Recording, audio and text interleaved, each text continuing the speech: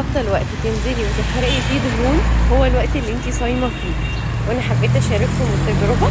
انا صايمه ونازله امشي نص ساعه، رايحه شغلي مشي عشان اعلي الحرق، عشان احنا لازم نتحرك، لازم يبقى فيه رياضه اثناء يومك عشان تخسي وصحتك تبقى احسن، عشان الدمويه تبقى احسن، عشان الاكتئاب يروح والتوتر يروح، وعشان تقدري تحرقي دهون بسهوله.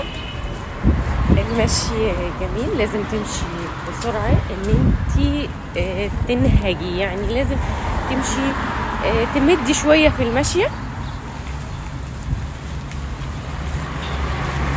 الشمس عشان تاخدي فيتامين دي مهم جدا لجسمك عشان يظبط هرمونات جسمك. النوم بالليل حلو والنهار ليه المشي حلو قوي. يا جماعة لازم تحافظوا على صحتكم، صحتك دي نعمة ربنا اداها لك.